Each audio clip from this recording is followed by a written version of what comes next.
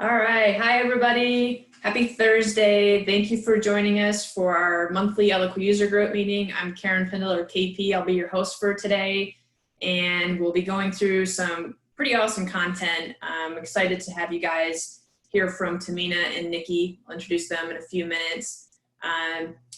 Just real quick, as your host, I've been an Eloqua user for the last 15 years, a marketer the last 15 years as well. Focused more on consulting the last 11 years and have had the honor of being able to put this Eloqua user group together. I used to do it in person in the Boston area and was trying to corral people in New York City right around the time, well, leading up to the pandemic. But obviously things shifted, so here we are, obviously virtually doing it this way. So we appreciate you dialing in or zooming in, and hopefully this will be a good use of your time. We are going to send the recording out after the call, so if you have to skip out early, no problem. We won't be mad or offended. And this Eloqua thing I've loved for years, and also learning some other marketing automation platforms. And it's really been a career I've enjoyed, which has enabled me to enjoy life outside of work. Like this picture here shows, that's my pups and I on a hike in Maryland. That's actually right near Harper's Ferry, West Virginia, is to the right. You can't see it behind the trees because I suck at photography, but anyway. So we're gonna quickly do a poll just to get to know a little bit more about you guys. It's anonymous, so don't feel like somebody's gonna see that you put down something. Then I'll have some quick reminders for you guys. Then I'm gonna pass it over to Tamina Christensen from the Oracle product management team. She's a director there. She's gonna go through some things to remind you of that are in Eloqua today that you can hopefully tap into if you're not already, but also she's going to dive into the Eloqua product roadmap, one of my favorite topics as an Eloqua user for years. I always like to see what's coming. And then she's going to hand it over to Nikki Vaughn on our team. She's one of our senior marketing automation consultants, and Nikki's going to go through some Eloqua asset management tips. And then hopefully we'll have time for some Q&A. Please feel free, so housekeeping items, please feel free to pop your questions into the Q&A. That is intended for questions and answers. So if you want to put it in the chat, you can. We'll probably just bounce it over to the Q&A, but so please try to put it in the Q&A instead of the chat. Not a huge deal though if you don't. And again, we're going to send you this recording. So let's dive into it. And please don't be shy. The polls are all the more helpful when more people participate. So let me pop up the first poll question and I'll share the results after everybody answers. And again, your responses are anonymous. So the first question is, how long have you been an Eloqua user? You can see the options there, less than a year, up to 10 plus years. Panelists, you guys can vote too if you want. Apparently I can't, so because I'm doing the poll. All right, we'll give it a couple more seconds and then I'll end the poll and share the results. As of right now, it's mostly people with 3 or less years of Eloqua experience. I remember the day when there were like 1,000 Eloqua users worldwide. This was over 10 years ago, and it was special to get together like this and actually see other Eloqua users or virtually connect. So today, over 160 people registered. That's pretty cool. All right, I'm gonna end the poll and launch the results. So you can see there, it looks like we're at 33%, less than a year and 1 to 3 years. So most of you guys are under 3 years of using Eloqua. It's pretty common from what we see with our clients at Sojourn that use Eloqua. Let me stop sharing that. And then let me do the next poll question, which is, all right, let me launch it. Which areas challenge you the most with Eloqua? Please pick up to 2 if you'd like. We try to do this so that it'll help us figure out what topics to include in upcoming Eloqua user groups. So I'm gonna stop talking for a minute, let you think and pick. And if you have picked other and you want to type in the area in the chat, feel free. You can do that. No pressure.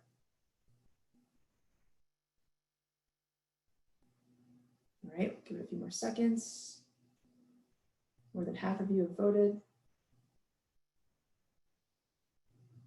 Okay, I'm going to end it now and share the results. So reporting almost always is the leader with this question.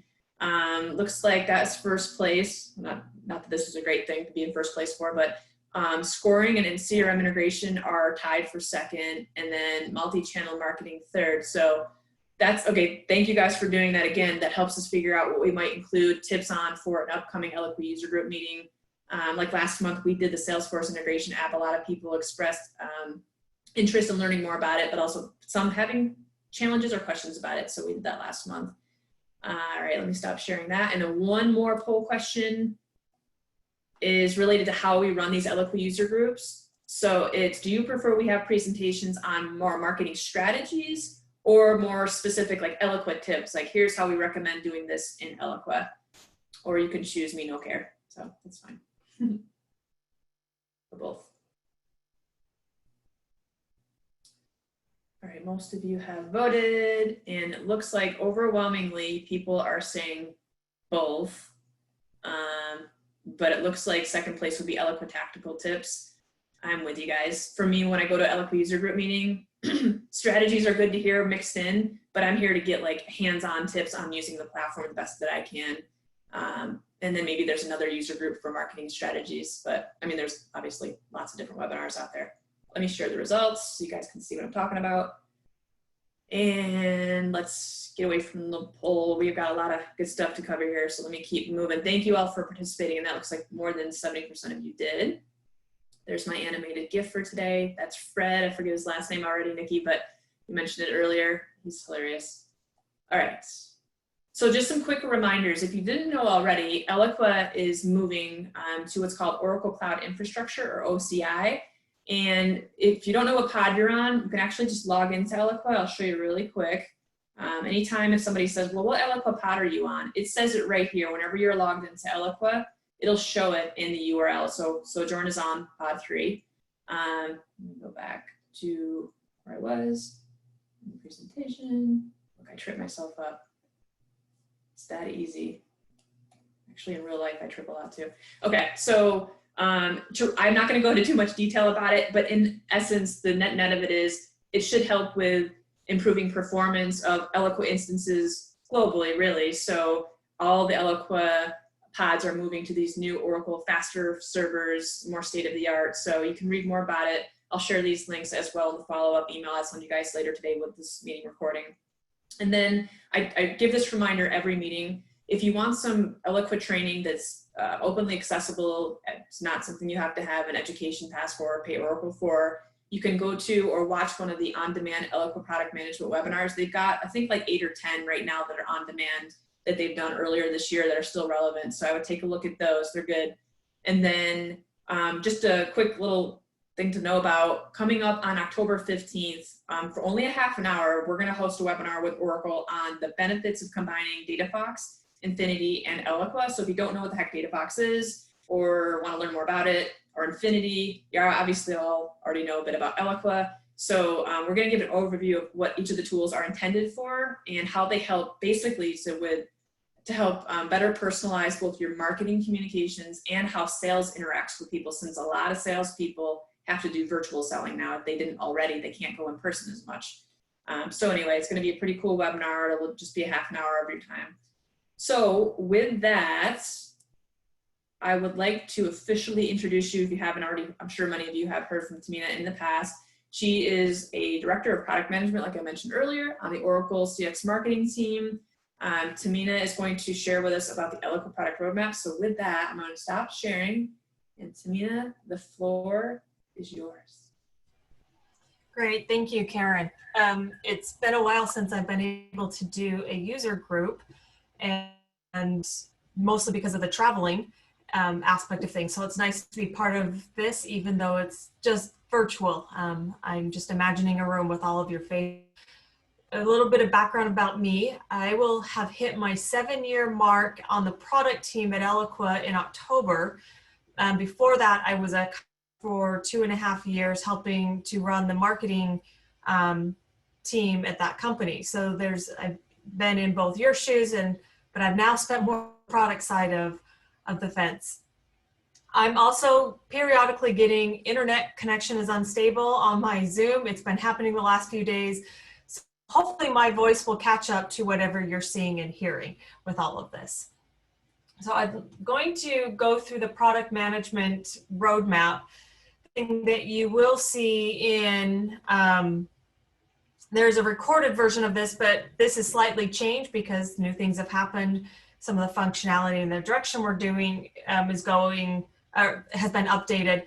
And this all gives you an opportunity to ask questions, where the on-demand version, there's not quite that ability. I'm going to go through a few things fast so that I can spend more time on what's coming up. Share my screen. Let's see.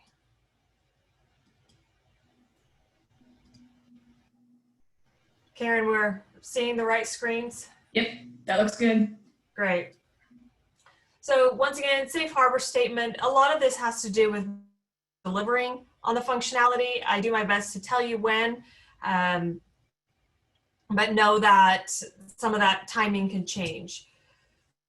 So just giving a little bit of introduction on how we in the product team think about marketing is we recognize that demanding better experiences with brands. We recognize that there's a shift to these micro moments, and it raises challenges for organizations to think about, the things that keep marketers up at night. And one of those being, do you put you have limited time, do you put effort into quality or quantity? And sometimes you have to make those decisions, knowing that the people receiving your content is expecting quality, which takes time to produce, but management is expecting quantity, and more leads to drive over to sales. So we know that our marketers today are being challenged. Customers' expectations have also shifted as we've really gone into this new digital world. So some of these new challenges include this idea of the B2C type experience. We think about the type of interactions, personalization that we get in our B2C world, that when we get to those B2B, or what I call the considered purchase decisions, that sometimes there's a disconnect between those experiences. So, and sometimes we make these decisions driven by emotion, the competition, the time, the innovation, as I mentioned, those things that keep you up at night.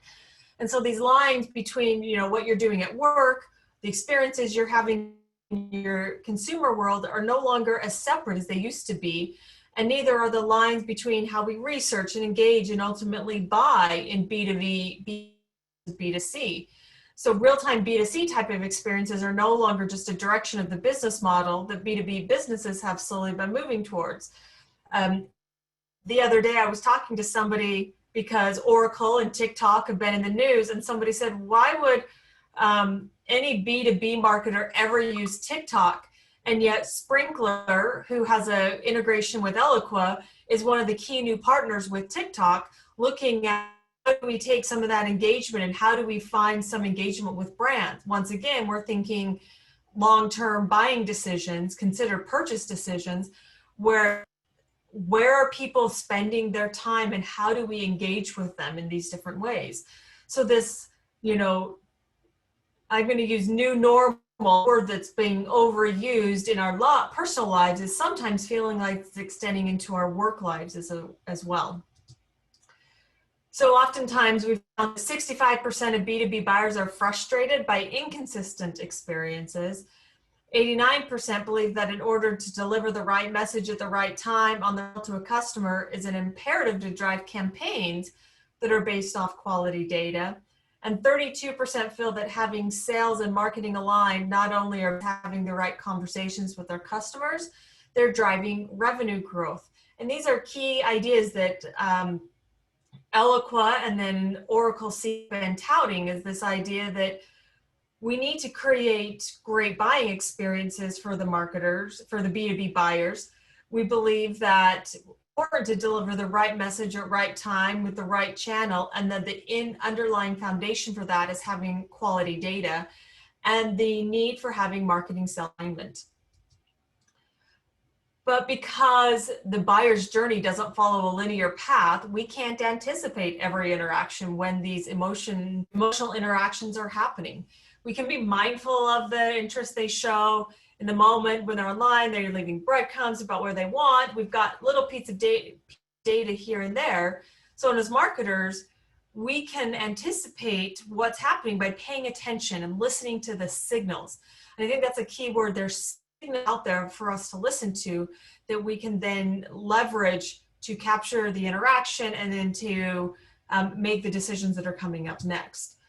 We and the team often talk about Oracle can help because we have that ability for that connected data.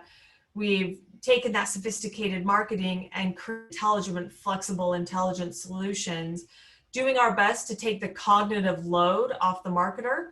And we also are built for scalability. And so here we look at Eloqua's vision really focuses on this idea that we have best-in-class orchestration, connected intelligence, customer experience, usability, connected data, and first-class integrations.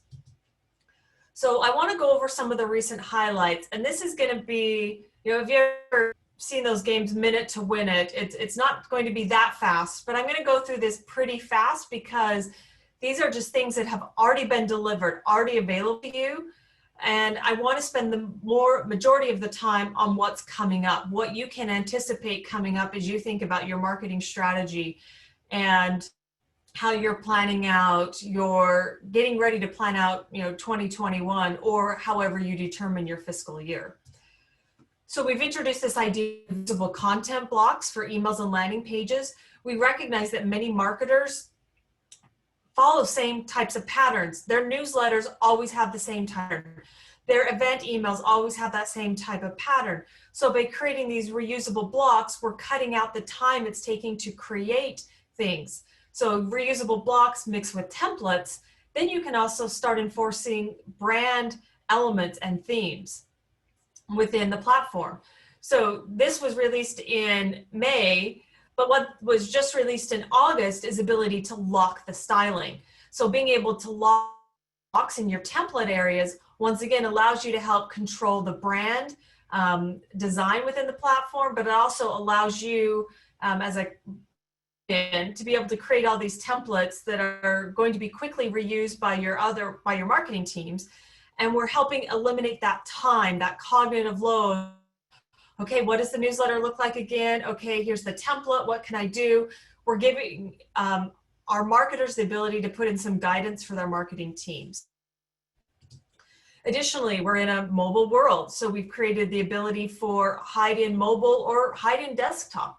So that as you create your content, this is going to be for mobile only, this is going to be the desktop version, and being able to have that control within the design. Additionally, being able to responsive HTML. This is something that we've had a lot of marketers request for. I want to note, you can't import it back in design editor. You can upload it to be part of your source editor to make the changes you need and send out via source.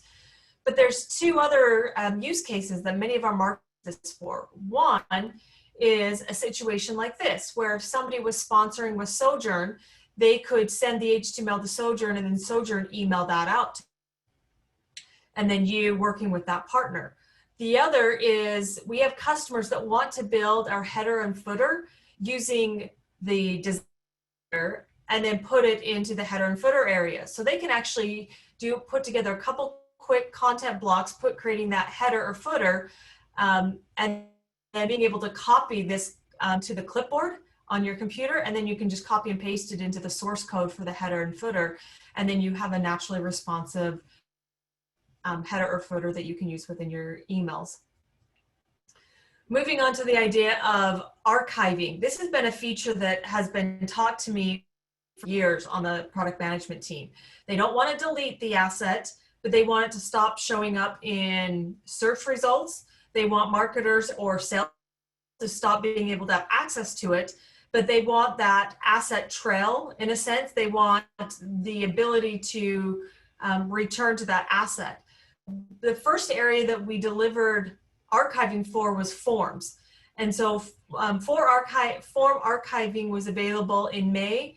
Email archiving should be coming out in our November release. And then we'll tackle archiving. Gratefully with landing pages, you can, there's a feature that some people aren't aware about in the fact that you can make it a landing page, and so then people can't actually access that landing page anymore. It's still available for use on the marketers, but at least you can hide it from the end user. We also have an integration with CX Content, and CX Content being a digital asset management tool. We leverage this through a lot of other CX products. So it's the ability to have a central repository of all your images that you can use in different CX products, including multiple of Eloqua. What we've done is given the ability to upload images in Eloqua directly to CX Content.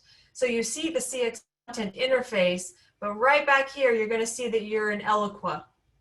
And so it's that ability, I should say right over here, you can see that you're, so it's the ability to manage things within Eloqua, but still have that foundational being in CX Content. This will give you that ability to search for different tags, because CX Content has this idea of tagging, and also start to benefit what's called smart tagging. Another feature that seems very simple, but one of those dream it ideas that we've heard from people is they want a feature in Program Builder to send to Program Canvas. There's functionality that they're doing in Program Builder, and they want to be able to maintain that and then quickly send over to Program Canvas to do, for example, a CRM. So this came with our 20C release, and so I've highlighted it here just to know that this came in our August release. Came with our August release is additions to our account engagement score and analytics. So we have a lot of customers really wanting insight into what's going on with their account. And this account performance dashboard is now shipping out with the product. It's a different from maybe some of the other account information you've seen out of the box dashboard that allows you to, for the marketer, to get that information, understanding of what's happening within the accounts and within those accounts. So it'll show aggregate activities in a time period that the account had. It'll show you the many engaged contacts in an account, and it can show us the timeline of the engagement and top assets and campaign. So the big aspect of intelligence here is the engagement score and visibility of what is the actual products and services are of interest and who that interest is and where it's coming from. So included in that is we've taken that account activity information, also brought it over to the insight area. I initially wasn't going to talk about this, but because Karen highlighted it, we do have a data integration. The little summary I'll give you about DataFox is it really is going to help you with account identification and account scoring, so that you can prioritize and qualify the leads that are in your Eloqua install. Once again, I'm just going to that webinar in October to learn more. And also with Infinity, Infinity is another product within our CX marketing that does very detailed and high-level scale web analytics and real-time event streaming. So it can track at a very granular level of detail interactions on a page. What exactly did they look at? Did they start filling out a form and then abandon it? How far down did they scroll? Which call to interact with? All of this can be captured and then triggered for real time to Eloqua. So for example, if a known visitor comes to a page and interacting and then leaves, they could meet a certain criteria that you're looking for, then that visitor can be immediately streamed into a program of campaigns within Eloqua. So for example, if you have somebody that's clicked through in an email, went to your website, started going to fill out a form and then abandoned it, and then went to a different page on your site, you would know how to better target them.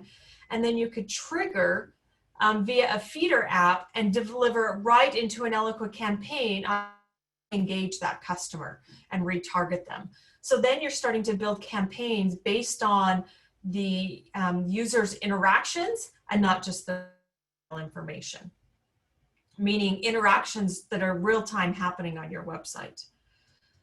And then we've also done made improvements to our marketing center, made it a little bit more user-friendly, allowed new data information coming in, and we're always looking at ways we can bring this information up. I always like to think about this as a system health dashboard, not necessarily the type of data that you would use to measure the effectiveness like a marketing campaign or an email campaign. So using the last little bit of my time talking about what's on the horizon. So I did mention asset management and what's coming up. Going to be looking not only around how do we improve our search and archiving enhancements, but we're also looking at we help speed up that day-to-day use of the platform when trying to find information. Where is it stored? Where is it accessible? You know, how can we some of this better? How do we perform bulk actions? And this is something that people have been asking for a while, and we're doing this to satisfy those demands. And you may also start to see, this is a picture of an image chooser, and you're going to start seeing this idea of redwood coming within Eloqua. So it is the new design system that Oracle has been adopting. If you go to oracle.com, it's going to look very different than maybe what you saw a couple of years ago. Rolling out soon, even with our November release, you're going to see a new Eloqua login screen that's going to have this redwood design, this look and feel associated. So you'll just kind of highlighting that, and you'll start seeing this in some of the screenshots. And I'll point out where you're seeing some of the new designs within the screenshots. So I mentioned that email archiving is coming out, a landing page in the future. Also what see is folder archiving. So we know some of our customers' workarounds have been just to create a folder, and anything that they're no longer using for, they put in a certain type of folder. Now we're going to give you the ability to just do that folder archiving. So this is an example where you're going to start seeing some of those redwood themes look and feel coming into future investment in Eloqua. One of these is we are looking at how do we update our dependency mapping and dependency deletion. Better visibility into dependency relationships. How do we really remove those, make it for easy deletion, and really try to improve that experience in dependencies. It's also asset revision history, the visibility of when an asset was modified, by who, what the changes were, and restore previous versions. Looking at how do we help give you that insight into the changes that were made versus, what can you restore? We're also looking at our account profiler, account scoring. A lot of this is going to be coming soon. So have been working on some time, but once again, you're starting to see some of the new designs come in. We walked back from our initial launch of this because we didn't feel like delivering an experience to our customers that was going to be good. In some of our early testing, we realized this is not satisfying the needs of our marketers. We need to rethink this. And instead of delivering something that wasn't going to help our customers, we pulled it back a little bit. With the advent of Infinity, we've been able to some of that real-time analytics and tracking information, and being able to capture that behavioral data at large scale. This is becoming an underpinning for the Eloqua customer and for account profiler. So this should be coming soon. One of the things that has been top of mind for a lot of our customers is expanding beyond just email. And one of the big initiatives that we're working on and that we're planning on delivering in 2021, sooner than later, this is where my safe harbor comes in. We're aggressively working on this to deliver something in the first half of 2021, is native SMS channel. So and being part of the campaign canvas and integrating it within the campaign, being able to do, as you notice, SMS groups. How do we do, short keys? How do we have a new message type designer that's specific to SMS? The time that's being built into this. What I would say is you and your marketing teams, as you're thinking about your 2021 strategy, does it make sense to leverage SMS as a channel? For some, it will be yes, and some it will be no. And that now's not the time to begin investing in SMS. There's, a specific example, we do have healthcare and automotive people that use Eloqua. Think about those, types of long-term considered purchase or different types of engagement. That text message reminder of an upcoming appointment or feedback or scheduling, SMS is a good option for them. So one of the last areas that I want to focus on is we are launching a new advanced intelligence package that uses, and this is a big investment that we've had recently and will have into 2021. And enhancements that we're looking at use data science, machine learning to help marketers achieve superior business results without exhausting those manual efforts. I refer to that phrase, remove that cognitive overload. So over the next several slides, I'm going to run through these. Karen, I'm going to run a little over my 20 minutes, but I'll be quick. Okay. First up is send time optimization. So this has been in controlled availability. We've done a lot of testing around this. This is part of the new advanced package that we're going to be releasing. And this allows marketers to send emails at the optimal time for each contact. And so the optimal time for a contact is they're most likely to open the email based on the historical data of their email times. Sometimes people think 9 a.m. is a great time to send me an email. I'd say sometimes 5 p.m. is. It's a way that I finally have a moment to look at my emails and when I'm ready to go, which is very contrary to when I first started as a marketer in 2011 or so, which was 9 a.m. on Tuesday and Wednesday, and don't even think about Monday or Friday. That's contrary to the world that we live in right now, especially people accessing email on mobile.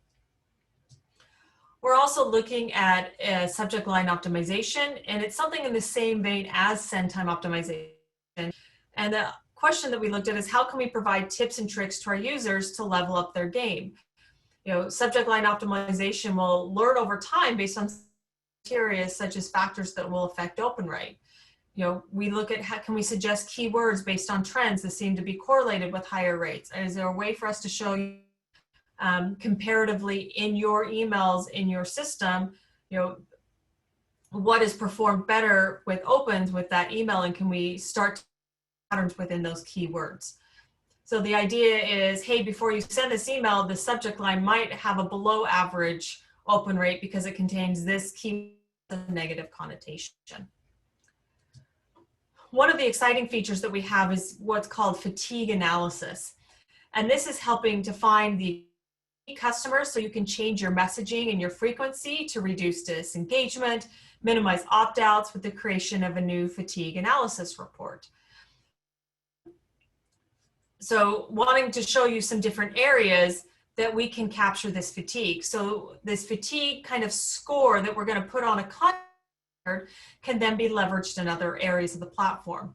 So for example, segmentation, you can use any criteria on that with that from that contact field to now use that value in your segment to say, hey, listen, if they're super saturated, exclude them from this campaign. So you can use that fatigue information within your segmentation area and your criteria in building that right segment. And same with campaign, able to orchestrate and make decisions based on that fatigue status. That, moving them to different programs. Let me give you an example here where you could do a decision check and say, hey, are they, oversaturated, undersaturated, just right? And make decisions feeding to different campaigns, putting them in a wait step, excluding from different channels, or maybe adding to a different channel based on the type of fatigue that Eloqua is looking from. This can also get into our program area where you can trigger contact data management around that. So doing listening, changes in that fatigue to pull into a program or not, excluding or updating the contact record using third-party system based on the fatigue status. Maybe there's some third-party data that you're getting and you can leverage that with the fatigue here and make some additional data updates. All that we're going to be able to do with this fatigue analysis, once again, there's a dashboard that's going to give you information around your contact database.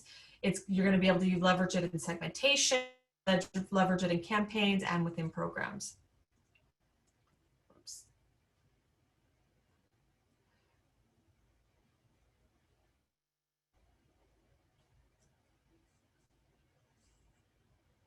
Okay, I lost my train of thought for a second because I felt I went to a different slide. So the we're looking into, I mentioned that there's an account performance dashboard. We are going to start putting in information that gives you around that. So right now there's an account dashboard. We are looking at how do we add intelligence? How do we add some learning around what we're seeing within the account, which can get into account scoring. So not just a lead score, but how do we start thinking about an account score? How do we look at activity, the contact information within that?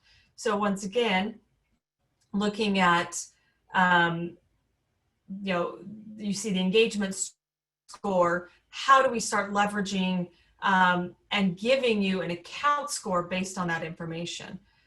Getting into that timeline, looking at that timeline information and looking at the top assets and really taking that holistic view to add intelligence around what already is with our current account dashboard. So, looking at those aggregates, looking at top engagement, once again, information coming around our account intelligence dashboards. And then the big one that people are all about is predictive lead scoring. And this is an example where you can start to see some of the Redwood look and feel changes happening within the platform, but really looking at how do your lead scoring and make recommendations, but then also how do we take the guesswork and give you guidance on tuning your rules-based model and helping you identify key factors that have been important in the conversion of the leads that you have within your system. So this really starts to connecting with that sales and marketing alignment and helping take the guesswork out of lead scoring within our customers. Once again, some of these features are coming out by the end of this year, some of them coming out in 2021, but all of this advanced intelligence key focus and area for Eloqua. Just wanting to highlight and remind people, join our release center. We do a live webinar. We put that webinar recording within our release center to give highlights for each of the release. The next one should be coming up about the third week in October. Those of you who have education passes, we actually have added new master's courses that get into specific areas within the Eloqua. I myself have been working on those because I've done the original Eloqua Master. Now I'm working on some of the others. And then as Karen mentioned, we have a product series. We've already released all of these product-led webinars. They're available for free, but you can also look in history because we have some from 2019 and 2018, some of them that are still relevant to strategy, data privacy, etc. And there's a little bit there that you can use to access that. And then final, so that's where we're at. I'm going to stop and hand over to Nikki. While Nikki is presenting, I'll look at some of the Q&A we have, but I also know that at the end of the session, we'll have a dedicated Q&A time. Yes. Thanks, Tamina. Yeah, there's some good questions in there. Some of them relate to some of the content you just went over. There's a couple of things that are more like maybe a user request, but if you can take a look there. Thank you guys for popping your questions into the Q&A. So next, without further ado, Nikki Vaughn on the Sojourn team is going to go through some Eloqua asset management tips. So Nikki, the floor is yours.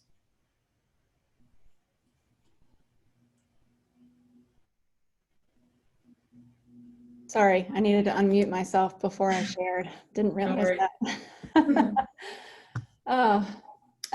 Yes, so thank you, Tamina, for all of that great information. Some of it actually layers in very nicely with what I'm going to cover over the next few minutes. It's really great to see so much exciting work being done to help progress Eloqua and how it's being used by customers. So all very exciting stuff.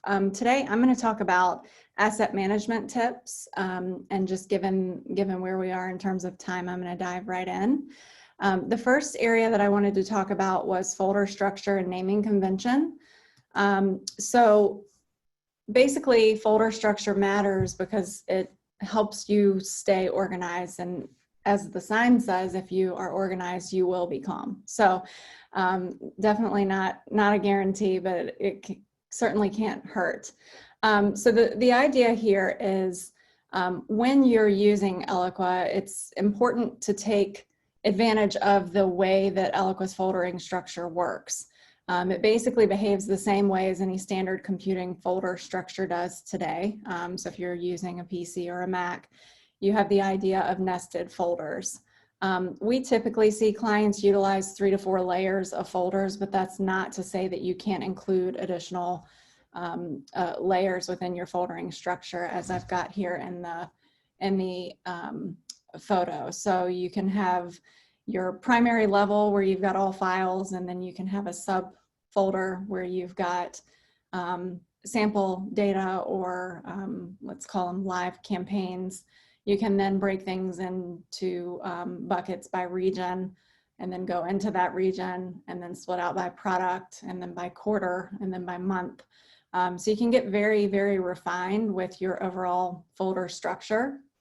And this really helps you when you go to find things. So we'll talk in a minute about the capability to search within Eloqua. But if you're just clicking through Eloqua and you've got a clear folder structure that supports sort of a common theme across your organization, it can make it much easier to find what you're looking for and quickly put your hands on whatever asset it is that you're seeking to work on.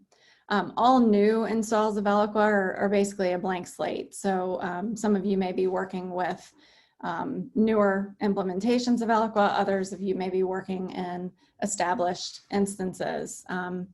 You've got flexibility in either, right? So if you're starting fresh, you can build that structure in a very organized way.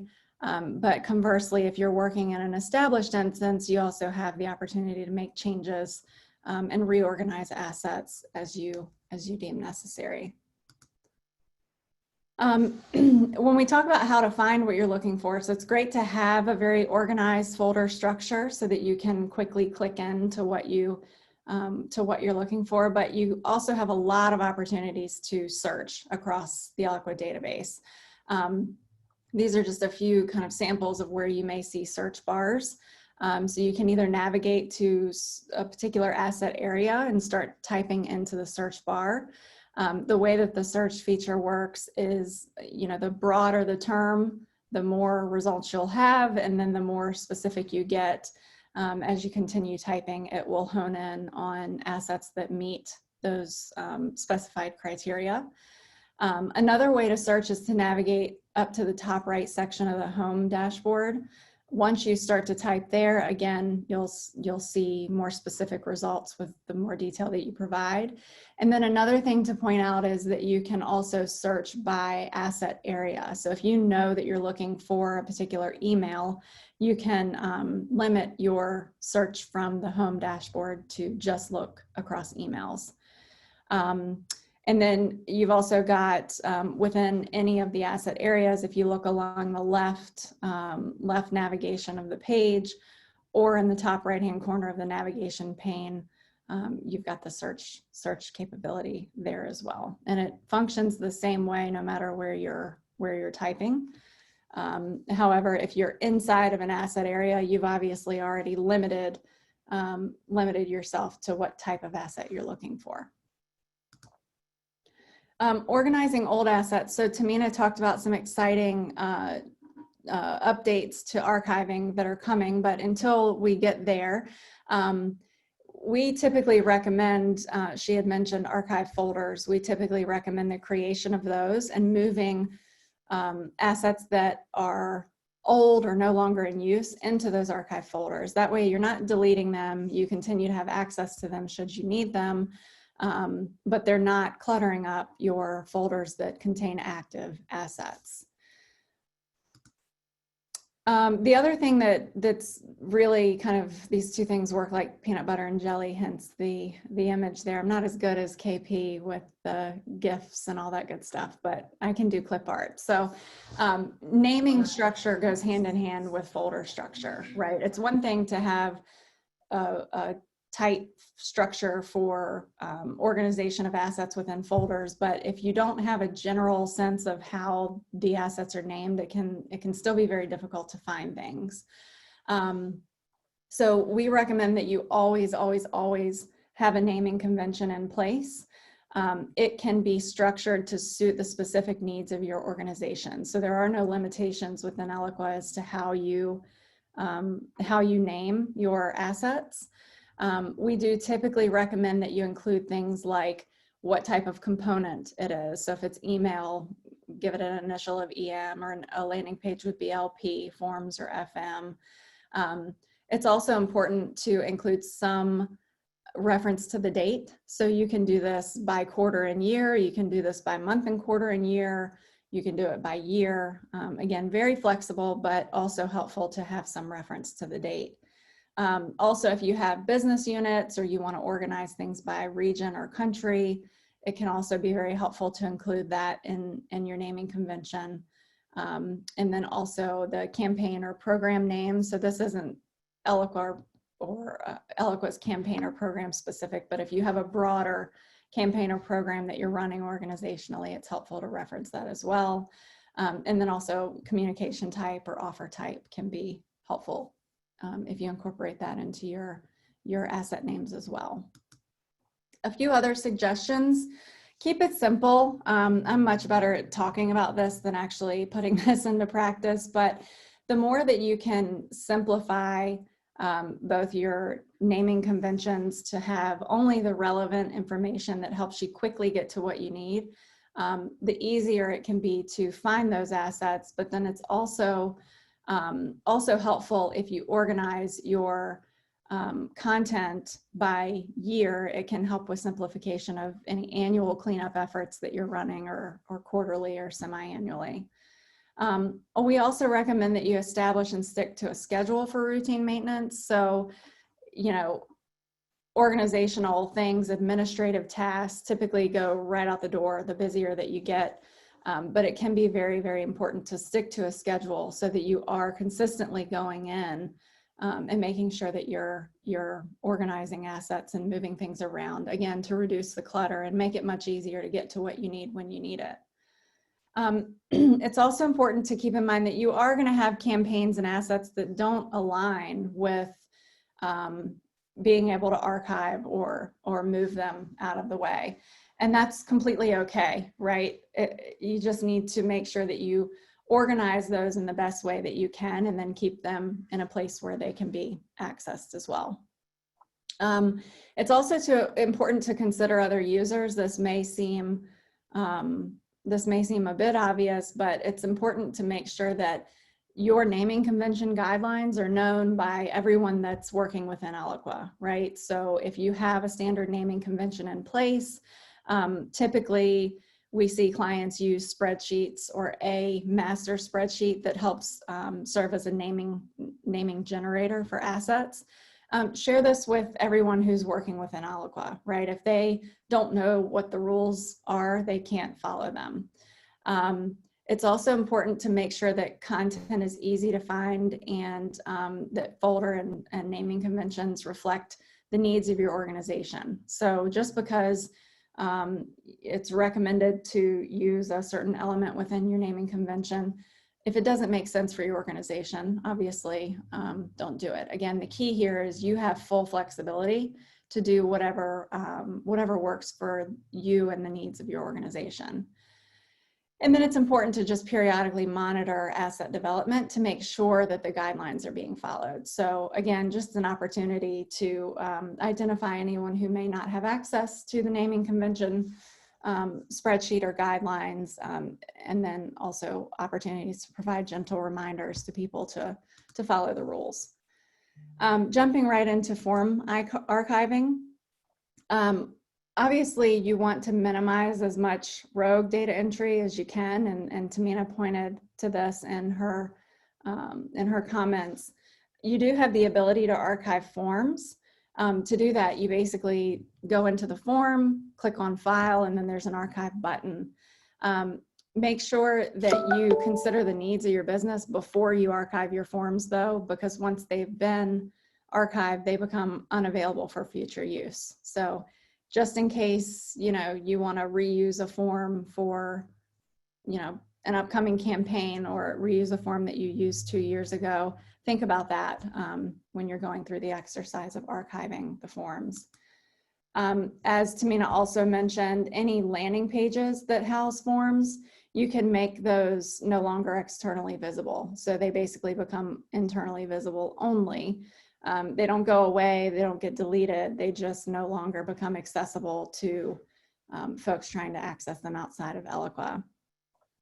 And then in order to do that, you just navigate to the settings of the landing page, and then near the bottom, there's an advanced settings section, and you can just toggle that button off and then save the changes to the landing page, and you're all set. And then as Tamina mentioned, I actually added this on the fly. Email archiving capability is coming soon, so that's very exciting. You'll have similar opportunities to do cleanup there. And then finally, just talking through campaign archiving quickly, because I know we have some Q&A questions.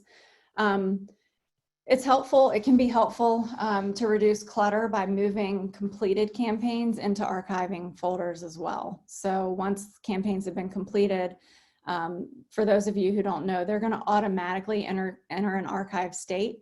They will physically remain where they are, though, in terms of how they're organized within your folders.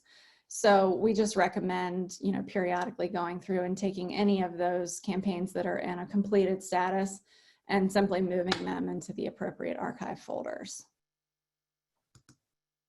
And that's it. So quick tips, but hopefully helpful for those of you who are newer to Eloqua, but also hopefully helpful for those of you who are veterans. So Karen, I'm going to kick it back to you for Q&A.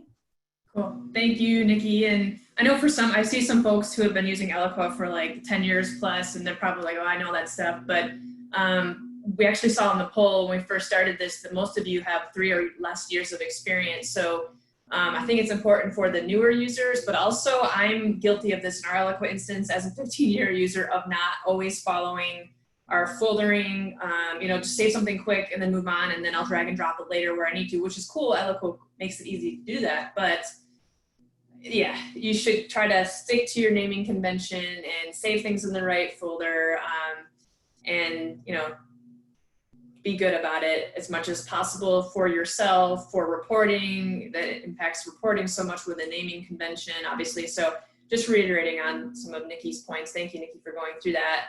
And looks like Tamina has gone through most of the questions in the Q&A. There's still a couple of them in there. Tamina, do you want to answer live either of those two, or are those ones we want to follow up with people on?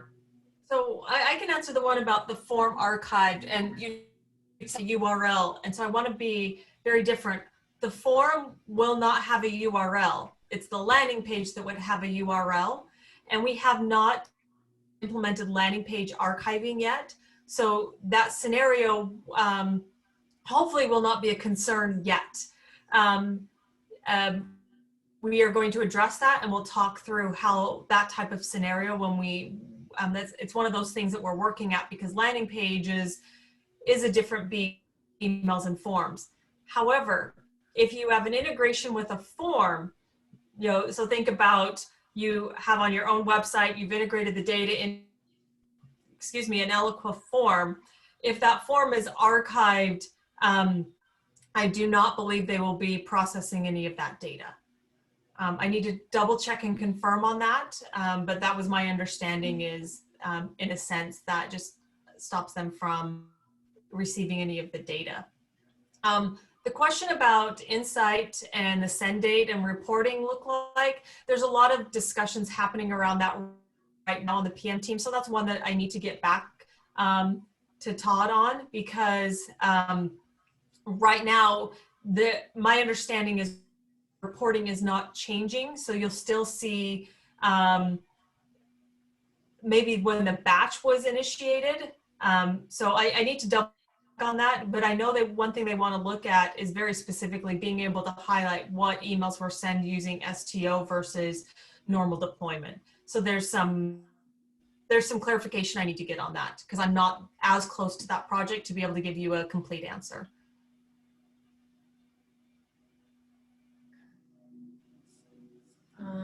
While you're reading the other one, I just want to show people really quick in Eloqua, just so when you do archive a form, you can always access your archived forms in the archive area. So You can always even come and search for an archive form. So that was something where I was like, cool, I've archived some forms. Now where can I go access them if I do need to unarchive or do something else? So you can unarchive as well. So anyway, stop sharing that. And one other thing to add is there's a feature out there, part of our, I think it was released in 20C in August, which allows you to stop from accepting any submissions. So the feature really is around you controlling, being able to, so you know, if the idea is, oh, if I archive it, then I can make sure it doesn't accept any more submissions. You can actually do that right now for the form and just say stop accepting any more submissions. So that feature is available too.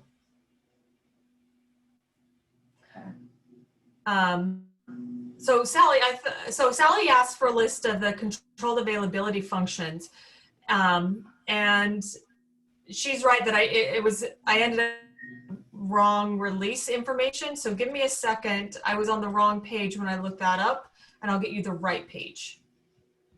Which we have a couple different. Let's see. Here is the link. This should be the Eloqua Insiders group. And so I'm gonna put that in the regular chat just so that everybody can see it. And this is the Insiders release. This is specifically Eloqua 20C release we mentioned, and you can see everything that's new there. But at the very bottom it says Oracle Eloqua feature availability programs, and that is where she was asking about the different CA features that are there. Right, and I don't work for Oracle and I can see this, so that's a good test. If you can't see it, you just need to request to join the Eloqua Insiders group and they'll approve you. And that's where we're posting every release so that our customers know that information. Additionally, we, as I mentioned, we do a release briefing. And so we do try to post in this area when that release briefing is and where, you know, being able to sign up for that release webinar. And you can join it live, and we've got all the product team on there and have people answering questions. Awesome. Thank you, Tamina. Sally, good question. Thanks for the follow-up on it. That's something that I didn't even know existed, the list of the controlled availability and the status, so you can know, like, all right, maybe I want to get in it, but nope, you can't. Send time optimization, it's full. There were a lot of people interested in that, naturally. So we only have like less than 2 minutes left, so I just want to point out our next monthly user group is October 22nd. It's always the third Thursday of the month, so that helps you remember. And it's always at 11 Eastern time. So we will get together. As you can see, we're figuring out who's going to present on which topics. So that relies on me to figure that out. I'd love for any of you to raise your hand if you would like to present on a topic. It doesn't always have to be Oracle or Sojourn. Usually we have actually a user that's not Oracle or Sojourn present on these. So if anybody would like to, please let me know. And I put the registration page in the chat so you can fill it out now if you want. No pressure. I'm going to invite you guys. Usually it's like at least a week before the next user group that I send out the official invite. So with that, Tamina, or although I have a clarification to make. Okay. Gratefully, one of our PMs were on the call, and an ARC form will still accept a submission. So that that actually prevents if something gets archived and it was attached to something in your system and you didn't know about it, it'll still accept the form submission. So that's why I suggest if you don't want the form to accept the submission, use the feature that makes the form in a sense internal so that you can't, so it won't accept any more submissions. So clarification on that one. Perfect. Thank you. That's helpful to get those. All right. Well, we're at our time. Thank you all for attending. We had over 60 people pop in here and over 160 that registered, so not too bad. But thank you all for your time today. Tamina and Nikki, thank you guys very much for preparing and for your presentations. I'm helping answer some of these questions. I'm so now my video is blurry, but anyway, hope you all have a great rest of your Thursday and stay safe and healthy, everybody. Thanks. everyone.